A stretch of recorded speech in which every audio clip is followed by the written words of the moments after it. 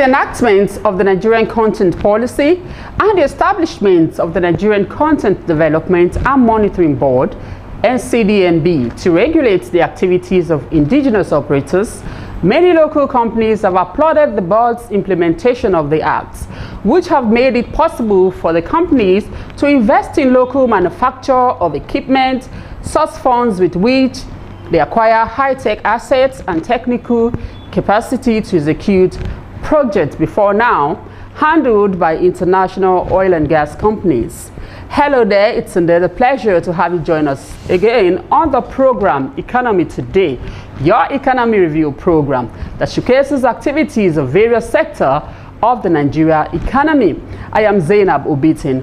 On today's package, we'll bring to you highlights of Nigerian Oil and Gas Opportunity Fair Nogof, which is aimed at creating an enabling environment for industry stakeholders, as well as to showcase opportunities in the Nigerian oil and gas sector and present available in-country capacity and capabilities. The second in the series, held in Nogof by Jesus State. Stay with us, don't go away.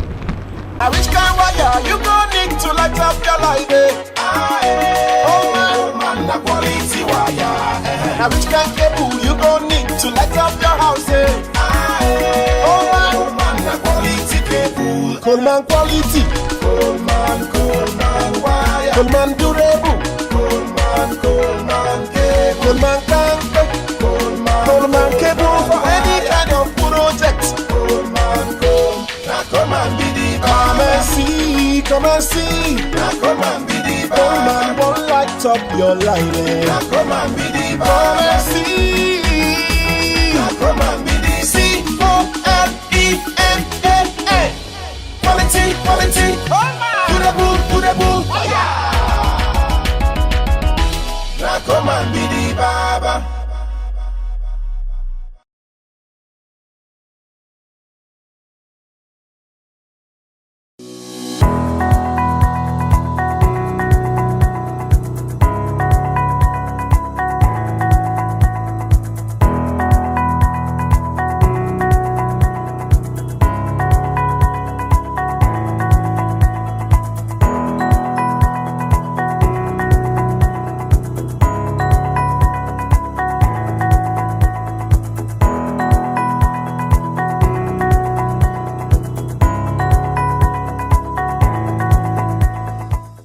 When the Nigerian Oil and Gas Industry Content Act was signed in April 2010 by the administration of Goodluck Jonathan, little did it know it will become a game changer, such that the local oil firms are now big enough to run on their own with technical know-how that allow them to buy assets in the oil and gas industry, manage their resources, professionally delve into design, engineering, marine transportation, fabrication, as well as exploration and production.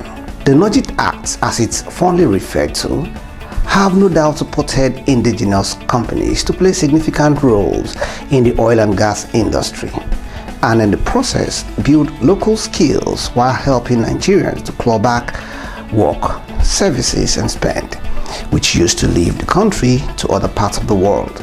Expectedly, therefore, the Nigerian Content Development and Monitoring Board, NCDNB, was established to serve as a regulator, as well as engage in targeted capacity building interventions that will deepen indigenous capacities, human capital development, infrastructure and facilities, manufactured materials, and local supplier development. The key thrusts of the NOGIT Act of 2010 is to maximize participation of Nigerians in the oil and gas activities.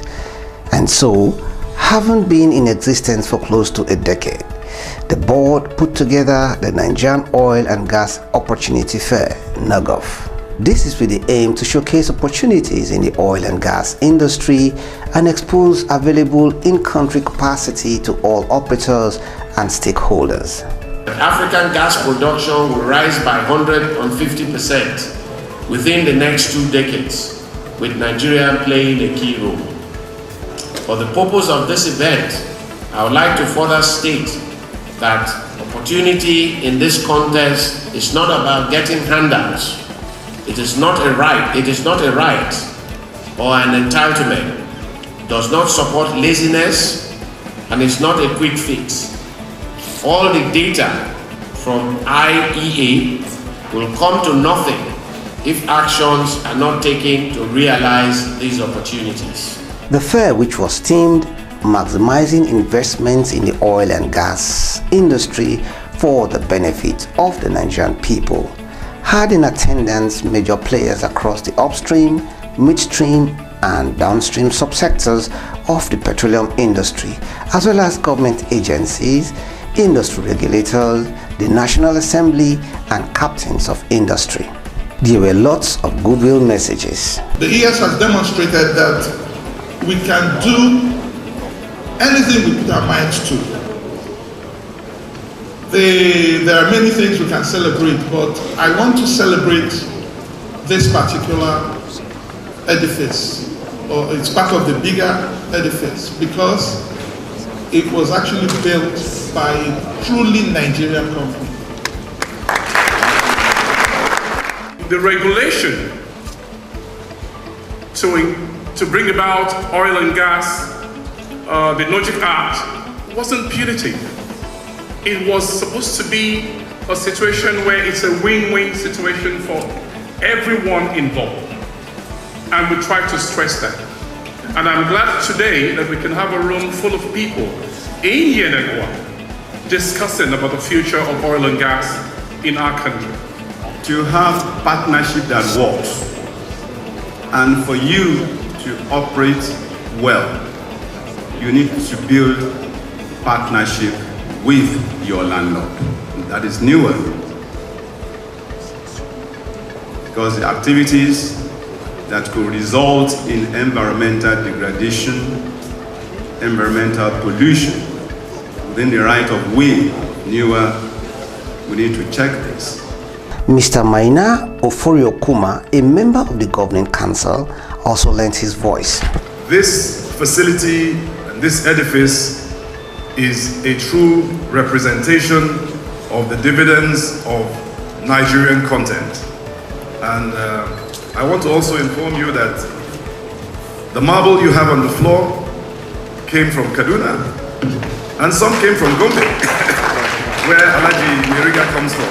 And again, the building was constructed by Nigerian engineers and Nigerian skills and Nigerian labor. For the Executive Secretary, Engineer Simiwa Bote, the Nigerian Content Act wouldn't have come at a better time. It is the situation that we found ourselves that led us into putting together this fair so that opportunities can be identified, shared, and cross-fertilized for mutual benefits.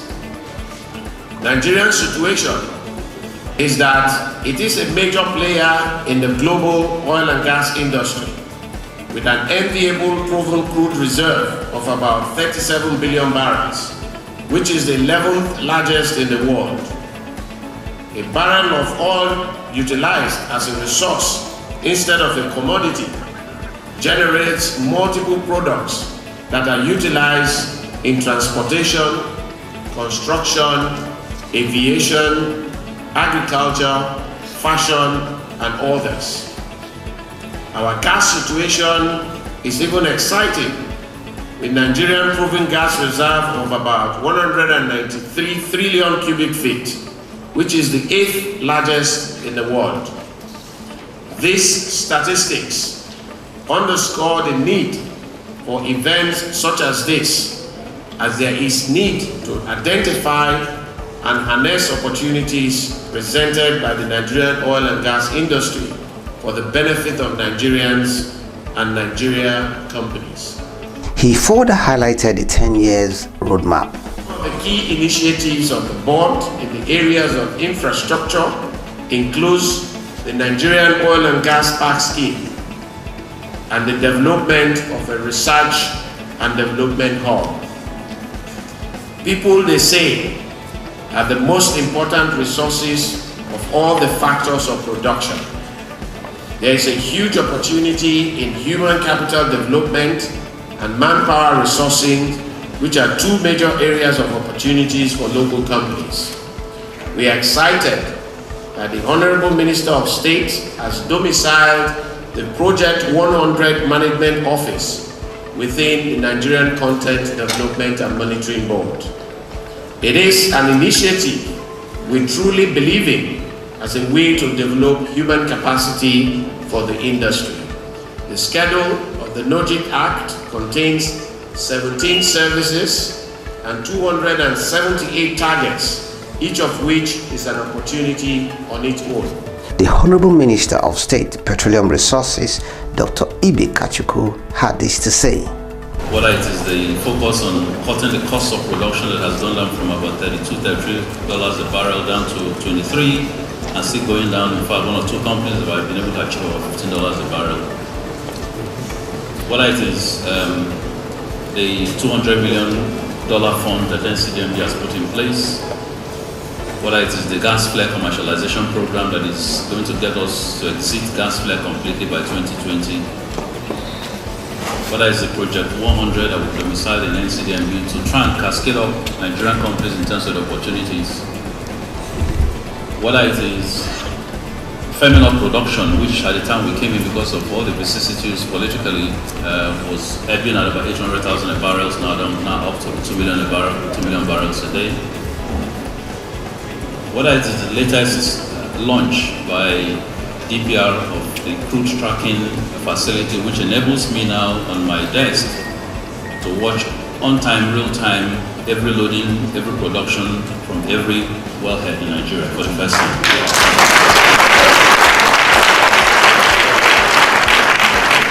And more importantly, to be able to track that from the point of loading all the way to the point of discharge so that we can make sure the infrastructure is done.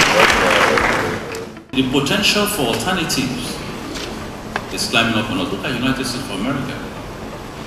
4 years ago, 5 years ago, we were some of the best suppliers. Today, they're basically suppliers of oil. The shale phenomenon is taking over the world. Alternative energy is taking over the world. And Africa always has a way of arriving at the goalposts when all the goals have been scored. And today I call on you as you come into this edifice of a place, as you come into this testament of an institution's attempt to move the goalpost, to suddenly stop celebrating mediocrity. The host governor, Siraike Dixon, was also present and raised his concerns. We need to collaborate more on issues of the environment. So my letters are on the way, and I would like an opportunity at some time to have a fuller discussion, so how we can all work together. Not in an adversarial manner, as most times people do in this industry, but in a collaborative, self-reinforcing, mutually beneficial manner. Beneficial to the state because of our interest in an environment and on the well-being and safety and health of our people and our communities. Beneficial to the communities themselves because we need to protect their heritage. And beneficial also to the oil majors. That's the kind of approach we would like to have moving forward. I know that a number of you are golfers. And let me put you on notice. Very soon you will have the Bayelsa Open. Bayelsa. For those of you who play polo, we have one of the best polo fields under construction, which will be put to use very soon. The whole idea, which is why we are happy that this is happening here, is because we want the world to come to Bayelsa. Because Bayelsa is ready now to also meet the world. One of the high points of the program was the launching of the compodium by the board's executive secretary. Local businesses don't understand the businesses that are coming because in the past, companies shielded and shared with only those that they know. And we say no more. Let us put this out in the public domain because Nigerian companies are complaining that they don't know what's coming. Once it comes, boom, you ask them to deliver. The finance is not there, the capacity is not there, and the ability to deliver is not there. So on behalf of my colleagues on the board of NCDMB and the Governing Council, I wish to formally launch this compendium so that it can be distributed to all registered vendors at this event. Thank you very much. The delegates were now taking round the exhibition stand.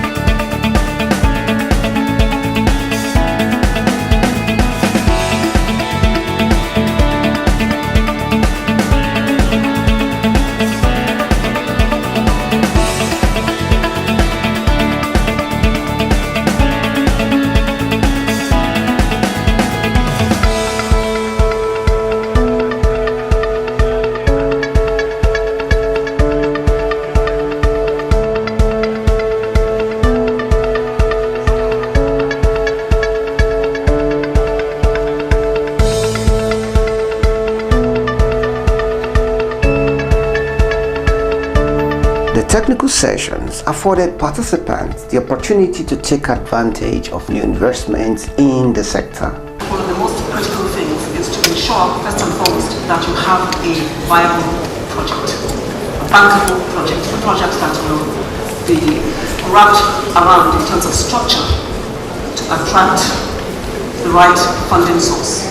So if we look at a typical upstream project, for example, I know that here at NNPC, we are quite constrained in terms of funding. Not that we don't have funds, but we would rather approach with our joint venture partners or with some of our local partners, approach the market for funding. So what we do essentially is to access that funding by creating a structure that allows or gives comfort to lenders in terms of the ability to pay back the debt, the project economics itself, being robust in the fraud structure. We use what we call a project financing structure, where the cash flows from that project are robust enough to give comfort to the lender. And so what that lender wants to see, first of all, is that the sponsors also are credible. So there's a huge focus on governance of the funding entity. So in our case, for example, when NNPC goes to raise funding with a partner, jointly we will not be putting our balance sheets on the table, but we'll be wrapping a structure around the project that says that, look, here is this project. In return for the money that you're going to give to us today, we want to be able to assure you that that structure is robust enough, the cash flows, the revenues from the project will pay back the loan. We have spent approximately $2.8 billion in goods and services provided by Nigerian companies. Chevron is also helping to grow the Nigerian economy by contributing to the development of communities in the areas of our operation. In the last 13 years, we have spent over 21 billion naira on various projects and programs in over 400 communities, benefiting over 600,000 community members. We do all this not just because it is required by the law, but because it is the right thing to do. Another high point of the fair was the award given to the Nigerian Content Development and Monitoring Board (NCDMB) by MESH for supporting them to promote entrepreneur in Nigeria. Congratulations to the NCDMB for supporting entrepreneurship given by MESH. Congratulations. Thank you. Very quickly, can we call on? After professionally discussing the prospects and way forward for the industry, it was time to unwind, and awards were also presented to deserving organizations. Dr. William Wallace is a High Commissioner at Trinidad and Tobago. My answer resembles a lot of where I come from, which is also like a Niger Delta region in Trinidad and Tobago. I come from a little village called La Brea, which is where oil and gas also was found. So we have a lot in common. It's my intention, and I mean that tonight, that I will bring most of the knowledge base that we have in Trinidad and Tobago to Bayelsa, not just to Nigeria, but to Bayelsa, because we share so much in common as local similar type of place. I come from where we have beaches. When I was a young man, I would be going into the sea to bathe in the morning, and oil slicks on my hand. We have to use kerosene to get rid of it. And the fishes were bubbling up dead in our village, and that was because of what was going on in our region as well. We stopped that. Local content creates a lot of opportunities for people. Local content practice is economic enabler and builder. It is an investment. It creates job for people and gives one a pride of place both at home and abroad. And so winners were celebrated for their contributions to the oil and gas industry.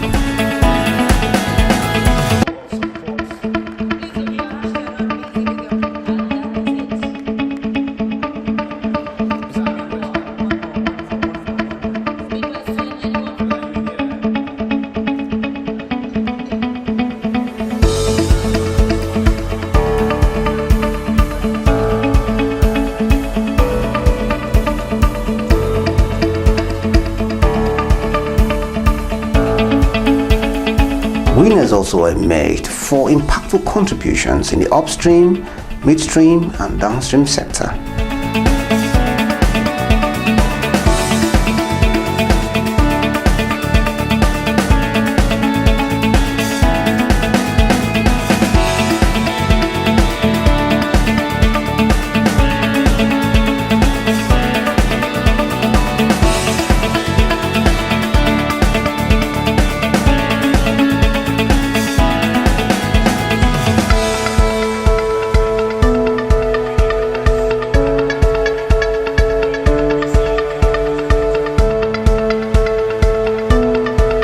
The most supportive financial institution was carted away by United Bank for Africa, UBA.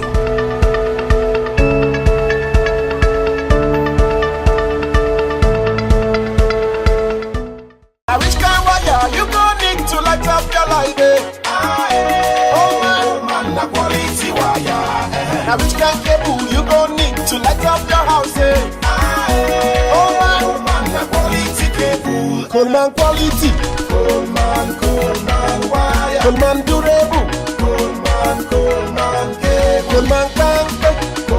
Coleman cable for any kind of project. Come and be the come and see, come and see. Come and be the Coleman won't light up your line. Come and be the come and see. Come and be the COLEMAN. Quality, quality. Durable. Oh yeah. Now come and be the Baba.